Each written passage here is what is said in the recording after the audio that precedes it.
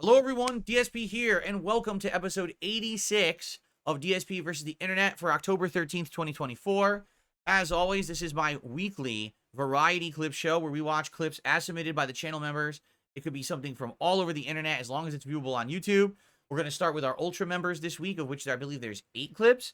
And then after that, we're going to jump over and we're going to watch the standard submissions, which are in a randomized playlist. However, this week's a little different because this week we actually have a co-stream going on. I'm streaming this over on Kick as well. My Kick channel is kick.com/DSP Gaming Real. And so we have a little bit of a split audience, but I have both chats open so I can interact with all of you here live. So if you talk in either chat and you tag me, I will interact with you, okay? And all contributions are greatly appreciated of any kind. Let's get some support for the React show this week. One final thing before we start, I want to say up front, I'm trying to solidify the day off a week that I don't stream. It looks like next week that's going to be Saturday, and because that's the case, that means my React content will not be on Sunday, but it will be on Monday. And if I keep taking Saturdays off, it means that these React streams will now be on Mondays, okay? So I want to make everyone well aware that the schedule is probably going to shift one day ahead, and DSP versus the Internet will likely be running on Mondays rather than Sundays moving forward, all right? So I know this is going to be a change. Everyone's going to be like, what? And everyone's going to be confused. But I'll be posting stuff up ahead of time and trying to get it going. Also, I am no longer able to post up these streams early. Meaning, if you always looked for the stream on the channel, and, oh, there it is, you couldn't notify me. I can't do that anymore because I'm co-streaming. If I ever find a workaround for it, I will. But right now, there doesn't seem to be a way to fix that issue. It's just a thing where, sadly, I can't do anything about it. So the stream will go live and we'll set it up on the fly, but I can't get the stream early, okay? But you can always follow my schedule. I post up my schedule on my Twitter at TheyCallMeDSP. I always post up my schedule daily on my DSP gaming channel so you can see exactly what's going on each day with me, okay? All right, without further ado, our first clip of the week, the real reason you can't afford a house. Let's see what they say and let's see if I agree or not. Let's see what the deal is. Why can't we afford a house? Find out. How am I supposed to compete with a hedge fund out of Texas on buying a home? It makes you feel insane because it's like there's a conspiracy against me at this point. If you're looking for a place to live right now, you face a radically different housing market than people did even just 15 years ago. Now hold on, because two things. Number one, I want to know, when was this video made? 2 months ago. All right, so 2 months ago this video was made, so it's current. This is not from a few years ago, COVID times. This is supposed to be current, okay? Home prices have gone up, rents have gone up, evictions have increased, and a whole group of would-be home buyers has been priced out of homeownership, becoming permanent renters. People want to own the American dream. They don't want to rent the American dream.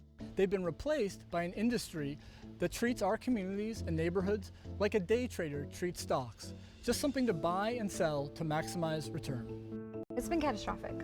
Really just a few firms have been able to target and corner the market here. Their business model is built on exploitation and on having a very uneven playing field tilted in their favor. So who exactly is behind this? We went to the cities at the center of this crisis to understand how single-family homes became big business. I'm curious where they're going to say this is centered around. I personally, here's what I've seen. In the last few years, all right, home values have skyrocketed, but what's happened in the United States is inflation has gotten so high that interest rates went up, and when the interest rates went up, no one could, like, get a loan, or no one wanted a loan. Why do you want to buy a home? Think of it this way. I'm going to buy a home that's worth $150,000 because of interest rates. Over time, I'm going to pay $500,000. What? Like, who would do that in their right mind? No one. So what's happened is the market has kind of messed up to the point where normal people won't buy a house right now. They'll just rent, and they're hoping that the market will turn, prices will drop, interest rates will go down, and it'll become a buyer's market again, because it's not, okay? But I can tell you this. Where I live, all right, I live in a private community, all right? And the homes here are valued incredibly high.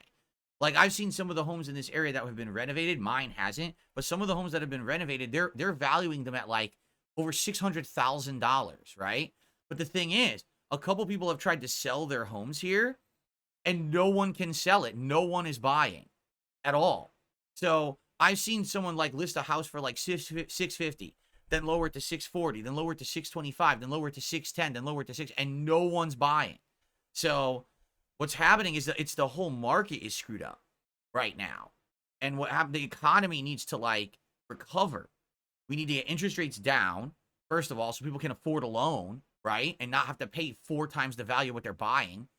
And we need people to have money again. The inflation has to go down, and then people will be able to do stuff like buy a house. But what's happening is you need somewhere to live. No one can afford to buy the house, so they ever just rent. Now, this seems to be something different. What they're describing here is an industry where I guess big companies are buying up all the homes or something. Let's see what they're talking about.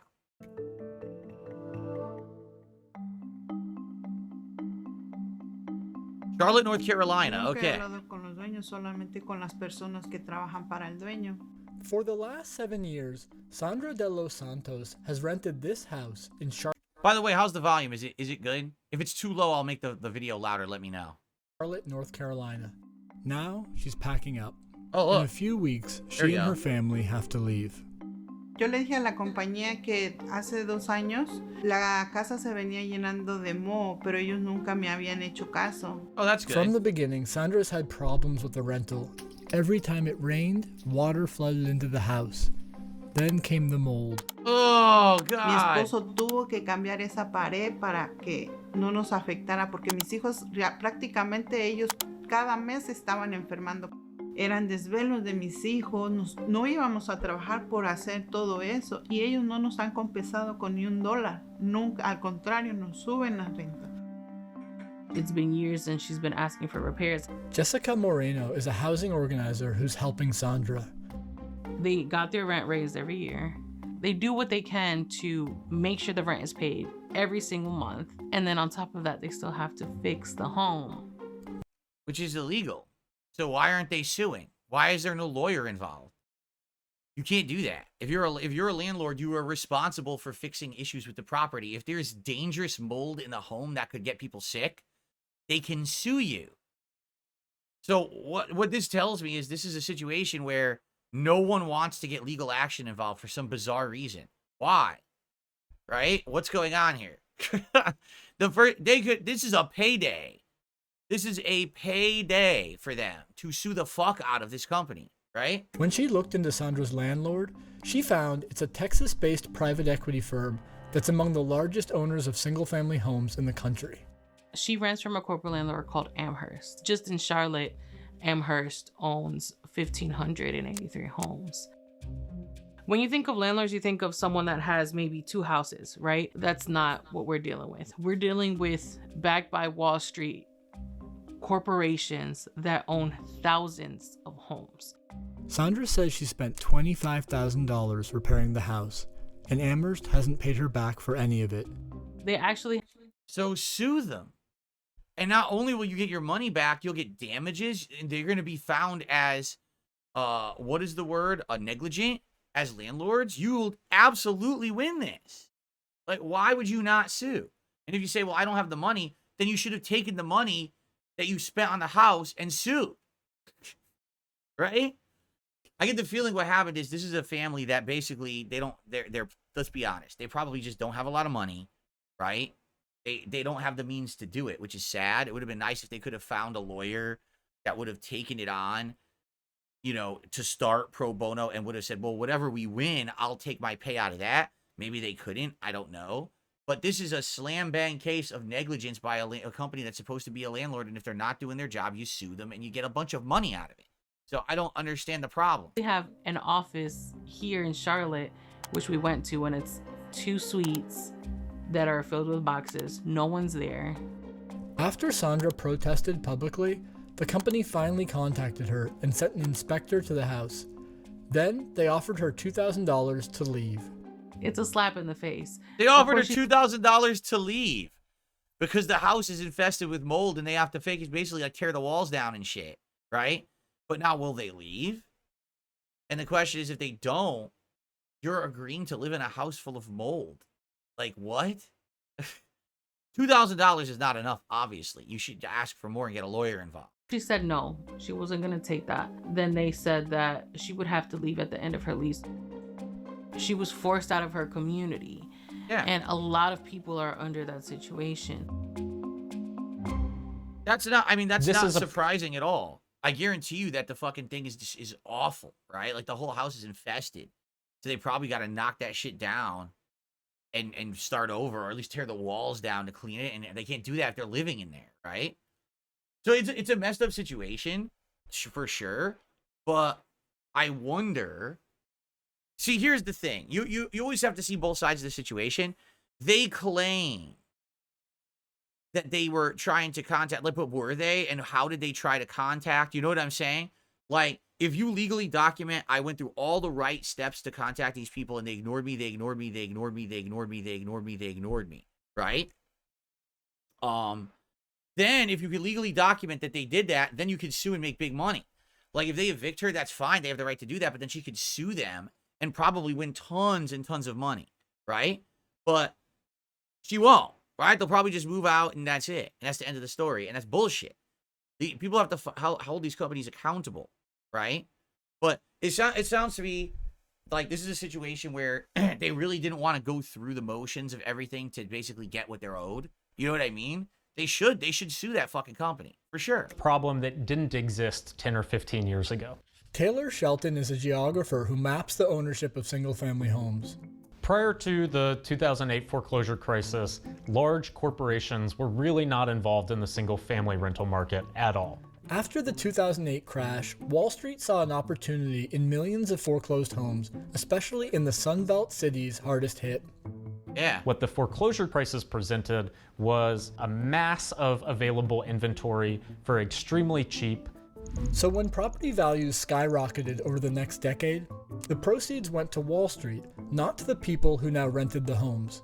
The result has been a housing recovery without a homeowner recovery. By 2022, large investors were buying more than 1 in every 4 single-family homes sold in the US. Wow. The absolute largest companies there are 2. The first is Invitation Homes, which is a publicly traded real estate investment trust. The next biggest actor is Progress Residential, which is owned by a private equity firm, Pretium Partners, based in New York City on Wall Street. After those 2 biggest companies, there's really 4 more. Amherst Holdings, based in Texas, First Key Homes, owned by Cerberus Capital Management, American Homes for Rent, now known as AMH, and then Tricon American Homes. There's really 3 things that these landlords are able to do. The first is these landlords raise rent and fees at much faster rates than any other type of landlord. The second thing is that eviction is a really core part of their business model. Institutional investors are way more likely to file for eviction, not as a kind of last resort, but actually at the very first moment they're able to. And then the third thing is that we know these companies are actually producing worse outcomes in terms of building maintenance. So they are, in effect, providing a worse product for higher prices. In Atlanta, Wall Street landlords now own more than a quarter of single-family homes. I met up with Robbie Caban, an Atlanta broker who's been working in real estate for over a decade. And so if this is really as rampant as they're saying, all these tenants who have these similar issues need to get together, file a class action lawsuit against these companies, and sue the fuck out of them. And then when the companies get hit with a $50 to $100 million lawsuit, and they have to pay out the ass because there's documented evidence that they did not take care of the properties, they're fucked. And then the Wall Street dudes will have to fucking find money elsewhere, right? That's what should happen. So what are they doing? Why is that not happening? If this is a rampant problem that is now being documented, and look, we're watching a video, it's documenting this right now. Why is this not taking place, right? I don't know. It's frustrating to me to watch a video like this, because you watch it and you're like, so the wrong is taking place. The problems are happening. Why is no one doing the right thing to take care of it, right? No, that's true. Hal, I can't even say your name, Haladaman, says they'll get evicted before the suit goes through. You're absolutely correct. Lawsuits take fucking forever. Lawsuits in the United States can take upwards of 3 years before anything even happens. But the point is, these people will eventually make a ton of money, and then these companies will have to change. If you just say, well, it's too late for me, I'm getting evicted, I guess I won't do anything, take no action, just let these people continue to do the wrong thing, then it will never get better. It will just continue to be bad. You know what I mean? Like, I just don't get that attitude. Like, to me, it's like, I don't even care. Like, if it's the right thing to do, get in there and fucking do it, right? Kohi, I've had enough of you. Enjoy your permanent ban. You're a complete idiot. I really had enough of you. You're just a dunce. Saying dumb shit like this in the chat. You don't even know what the fuck you're talking about. You can go away forever. Okay. Charizard says they can't afford the lawyers' fees. The big companies will just bankrupt the people in legal fees. But that's what I'm saying. If there's a big payday here, if there's enough, let's say there's a documented 1,000 people this is happening to. Dude, lawyers will take that shit up. A big firm will take that and say, this is a payday. So we're going to take all these people, do this giant class action. None of them have to pay. They'll just be a part of the suit. Dude, I get contacted for class actions all the time. Of the, this digital service leaked information, this service overcharged, and sometimes you get paid for those. Class action is is the way to go about it if this really is a giant rampant problem. Okay? Okay. All right. I think that we suited up with this video. Let's go to the next one. Oh god, now this is way too loud. Hold on. This is the one problem with the YouTube show, is that the clip volume is all over the place, and sometimes a fucking clip is like twice as loud as the last one. 하는 직업을 좋아하는지 알아요? 나쁜 놈들을 아주 많이 만날 수 있거든요. 정의가 살아있다면 법이 절 지켜줄 거라 믿습니다. How old are these people? It's so hard to tell. That judge looks like she's in like college, but she's a judge. And then they show a guy who's a soldier, and he looks like he's 12. Right? Like, it's so jarring. You're like, what the fuck? They look so young. Dude, look at her. She looks like, dude, she looks like she's 23. She's a judge? She's like 23 years old. How could she be a judge? What is this? 최근 판사님께 피고인 신분으로 재판을 받은 뒤 살해당했어요. 나쁜 어른은 벌 받아야 돼. What the fuck? She's a judge who kills the people who she rules against in court? What? Dude, did you see that? No, hold on. Hold on. That was hilarious. Hold on. 판사님께 피고인 신분으로 재판을 받은 뒤 살해당했어요. 나쁜 어른은 벌 받아야 돼. Hilarious. Look at her face.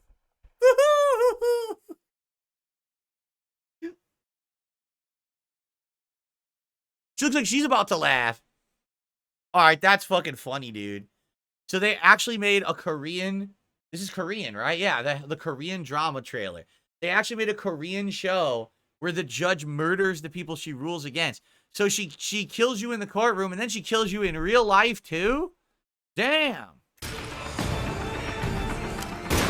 멈춰! 움직이면 쏜다.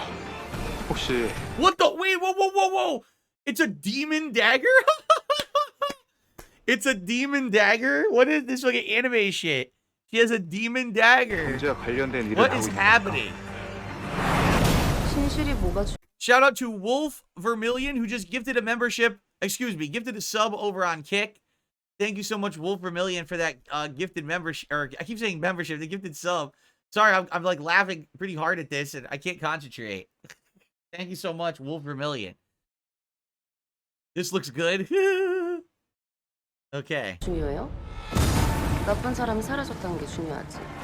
그러지 말고 나한테 솔직하게 말해봐. I got stabbed by a judge with a demon dagger. Shit, this happens every other week. 법대로 한 게 그거예요.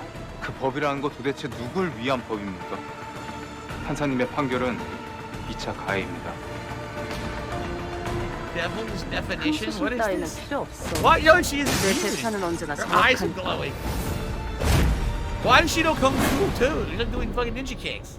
Look at this. 지금부터 진짜 재판을 시작할게. 9월 21일 토요일 밤 Damn. 4시 1, 2화 연속 방송. Judge Judy rules against you and says that you have to pay your neighbors $500 because you played music too loud. And then when you go home, you wake up and Judge Judy is standing over bed with a frying pan. She starts smashing your fucking face in. Like fucking... Holy shit. That's a hell of a show, man. That blows me away that that's real. That's a real show, too. Holy crap. I would just watch this to laugh. Like, that's not a serious show to me. I would laugh my ass off, right? Was there? Theodore says there was an episode of Batman the Animated Series where the judge started eliminating the villains. Is that true? I don't remember that episode, but I haven't seen Batman Animated Series in quite a long time. Yeah, if a Cowboy fan who says, is it Korean Dexter or Death Note? I mean, it's kind of got that vibe. It's like Supernatural, so it'd be like Death Note. I don't know. Okay. Level 1, Limbo. The first level isn't really considered. So this is the every level of hell explained in 12 minutes. This will probably be the last video for this part of the show. Okay. Hell. It's basically Earth, but you can't die, with the only punishment being the knowledge that the current state they're in will be the same for eternity. Dante himself defined it as the place where instead of screaming, there is sighing. It's where unbaptized babies go, and where righteous people who were born before Christ reside, such as Plato and Socrates. Some people actually went from the limbo level to heaven when Jesus died on the cross, since he came down to the limbo and brought them with him. However, they're mostly Old Testament figures like Adam, Abel, Noah, Moses, etc. Julius Caesar is also in the limbo, since Dante was a big fan of ancient Rome, even though he couldn't put him into heaven because he was born before Christ. Minos. Before the first actual level of hell, there is Minos, which is a figure from ancient Greek mythology that judges where people need to go in the underworld based on their actions. Whenever someone comes into contact with him, they can't help but tell the truth. Level 2. Lust. This is where people who've committed sexual sins go, and it's the most used temptation by the devils to bring people into hell. Here we can find great winds, strong like a hurricane, with people who get pushed back and forth constantly without the opportunity of getting some rest. In Dante's Divine Comedy, there is a principle called contrapasso, which means that the punishments of souls need to be done by a process either resembling or contrasting with the sin itself. For this exact reason, people who lived blown about by the passions of love now have to be blown about by actual winds. Some famous figures are found in this layer, such as Dido, Paris, and Cleopatra, who isn't in hell just because she was lustful, but also because she was an enemy of Rome. Level 3.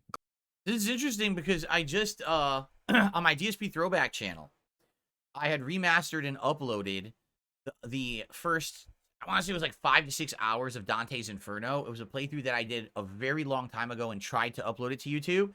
But at the time, YouTube thought that Dante's Inferno was too risque. And it kept blocking my videos and not allowing me to upload the playthrough. So I just quit and never kept playing it. So I remastered like the first 6 to 8 hours of it. And it went through these first few levels. And Minos and Cleopatra are all in it. That's interesting that they actually read Dante's Inferno and took quite a lot out of Dante's Inferno and put it into the game like that, word for word. That's kind of interesting. Gluttony. In level 3, there is a constant pouring of a mixture of rain, sleet, snow, and hail, with people constantly being pelted with ice. It's here that we can also find Cerberus, the three-headed dog from Greek mythology, who runs around and shreds people to pieces. But yep, you fight him in the gluttony level, too. You fight Cerberus. But since they can't die, they either just regenerate and stay in a loop of suffering for eternity, or just lay there forever. This punishment is because, according to the principle of contrapasso, those who always ate are now being eaten. Most of the people here are laying down and playing dead so Cerberus doesn't get to them. And when it tried to go for Dante, Virgil, who is his guide, threw dirt in its 3 mouths, distracting it. It's at this level that we learn that on Judgment Day, everyone's soul will be reunited with their body and be in a state of perfection. But while perfection sounds good in heaven, in hell, it means perfect suffering. Oh no! Level 4, greed.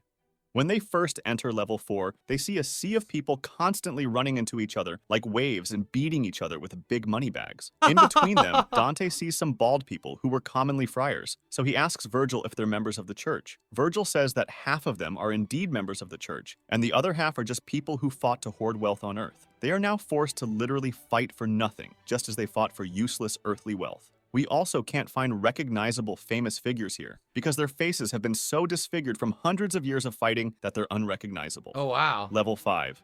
Wow, Dante's Inferno is an interesting story. I kind of want to read it now. This is actually really interesting. I like the detail that they go into about stuff. Wrath. Pretty neat.